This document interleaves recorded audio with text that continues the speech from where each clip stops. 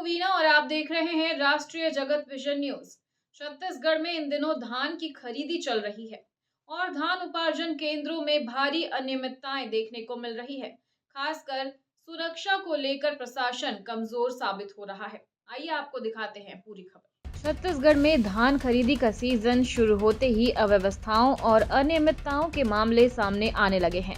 प्रशासन की सख्ती के बावजूद कई उपार्जन केंद्रों में धान की चोरी, अवैध डंपिंग और सुरक्षा व्यवस्था की कमी जैसे गंभीर तथ्य उजागर हो रहे हैं। राष्ट्रीय जगत विजन न्यूज की टीम ने राजधानी रायपुर से लगे विभिन्न धान खरीदी केंद्रों का जमीनी निरीक्षण किया। इस दौरान कई चौंकाने वाले मामले सामने आए। कुछ केंद्रों में धान के बोरे रात में चोरी होने की शिकायतें मिली, तो कहीं समिति कर्मचारियों के साथ मारपीट की घटनाएं दर्ज की गयी।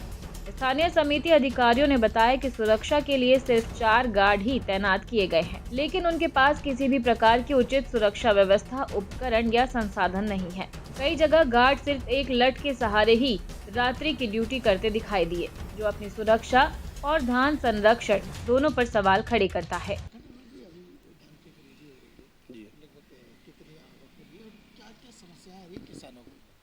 अब किसानों को सरकार ने जैसा हमारे समिति में 555 कुंटल का लिमिट दिया है, इसमें 390 क्विंटल वो किसानों के हाथ में दिया है, 160 क्विंटल हमारे हाथ में है, जिसमें हम लोग छोटे कृषक जो है ना, 1 एकड़ से नीचे वाले या 1.5 एकड़ वाले, उन लोगों को जारी कर रहे हैं टोकन। आप टोकन को लेकर ये भी समस्या आ रही है कि जो किसान है उसको 20-20 दिन का एक वेटिंग करना पड़ेगा। आज टोकन लिए उसके बाद फिर सेकंड ट्रिप के लिए 20 दिन का वेटिंग। अब जो है सिस्टम में खुलता है, जैसे अपने पास आज हो गया अब 8 तारीख है ना, तो हम लोग 22-23 तारीख तक का टोकन हमारे समिति में जो मिला था उतना अपन जारी कर दिए हैं। और समस्या का तो जो ये है 555 क्विंटल, ये जो है बहुत कम है। इसमें बड़े किस्मों का धान खरीदी और टोकन मिल पाना मतलब संभव नहीं है। लगभग 1000 की ज़रूरत है। हाँ, लगभग 1000 अपना हो जाएगा एक दिन में। एमें का है हिमाल जो 8 है ओकरो रोजी नहीं पड़ा थे, मुश्किल से 90-100 ऐसे समथिंग मतलब ओकर मजदूरी पड़ा थे, तो मन काम के रसन नहीं लागते, ऐसे कहना है हिमाल मन के। पर्याप्त मात्रा माटिस रोजी पानी पड़े तो कोई लगाव रहते। Server down. हाँ, सर्वर डाउन के है थोड़ा से, मतलब 1-2 दिन में हो है, बाकी सब ठीक है। वैसे सर्वर डाउन वाला है। नाम बताएं। मेरा नाम चंद्र प्रकाश खंडेलवाल, समिति प्रभारी मुरेठी। आज किसान है। हाँ, है ना, कितने एकड़ जमीन है आपके पास? 25 एकड़ मोर नाम में, मोर छोटे भाई के नाम में 25 एकड़ और दीर्घ किसान हो। गांव मुनगी है, चमन लाल वर्मा। अच्छा जमन जी, ये बताइए कि क्या समस्याएं आ रही हैं? समस्या ये दीर्घ किसान ला अभी तक ना ऑफलाइन ना ऑनलाइन दोनों में टोकन नहीं मिल पावा थे, और समय का भाव में 3 टोकन में बेचना है तो मुश्किल से 2 टोकन ही बिक पाए, बाकी धान वंचित हो जाए। और जब तक या तो समय बढ़ा है या तो उपार्जन केंद्र में लिमिट बढ़ा है, तब जाके धान खरीदी हुई। लिमिट कितनी होनी चाहिए? लिमिट कम से कम यहाँ तो 2500 कट्टा होना चाहिए, 1000 क्विंटल पर डे। ऑफलाइन में होना चाहिए, ऑनलाइन में नहीं। ऑफलाइन मतलब यहाँ से जो करते। तौल को लेकर कुछ शिकायत तो नहीं है? तौल को लेकर कोई शिकायत नहीं है, ना नमी का शिकायत है। जितना इन लोगों को चाहिए नमी, उतने में ही धान खरीद रहे हैं। बाकी तो यहाँ फड़ में मतलब फैला देते हैं किसान सुखाने के लिए। पिछले साल भी बानाकाड़ी धान समिति के अधिकारी के साथ पूर्व सरपंच के द्वारा मारपीट की घटना सामने आई थी, लेकिन अभी तक प्रशासन ने इस दिशा में कोई ठोस कदम नहीं उठाया।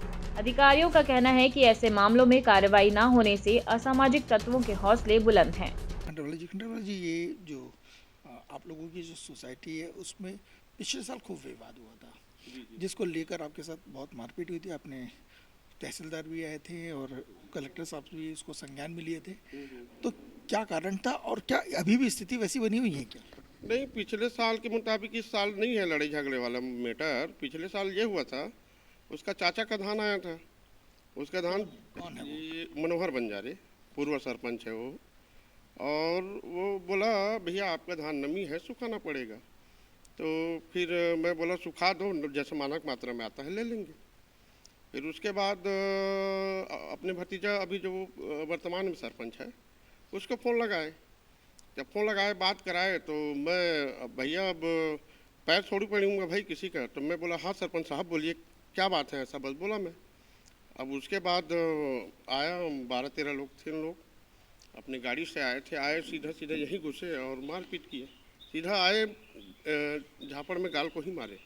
अच्छा ये बताइए कि ये जो जिस तरीके से विवाद की स्थिति बनती है, क्या सुरक्षा को लेकर आप लोगों के साथ कुछ व्यवस्था नहीं करते या पुलिस संज्ञान में नहीं लेती है क्या? नहीं, अभी तक कई बार ऐसा हुआ है। चोरी के मामले में भी रिपोर्ट किए थे, उसमें भी किसी प्रकार का एक्शन नहीं लिया। जो चोर था उनको पकड़े ही नहीं। FIR लिखवाया भी था तब भी कुछ नहीं किए।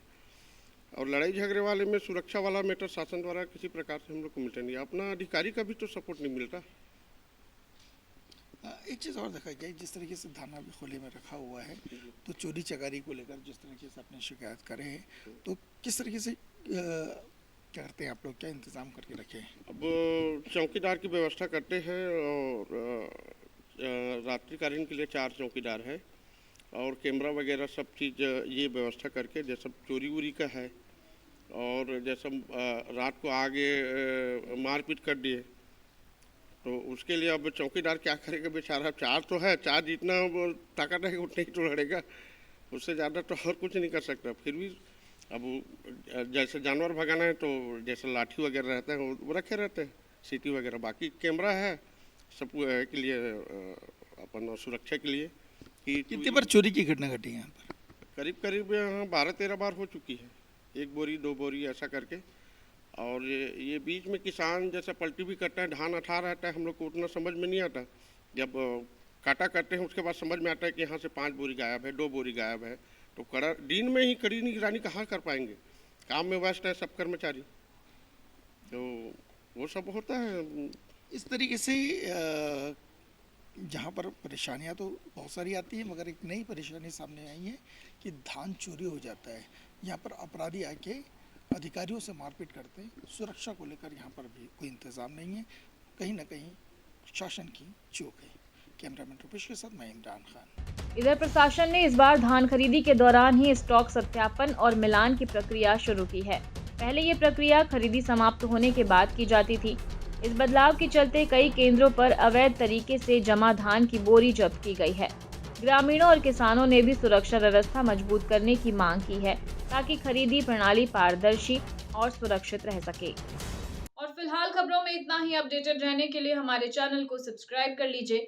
नई खबरों के नोटिफिकेशन के लिए बेल आइकन जरूर दबाइए। नमस्कार।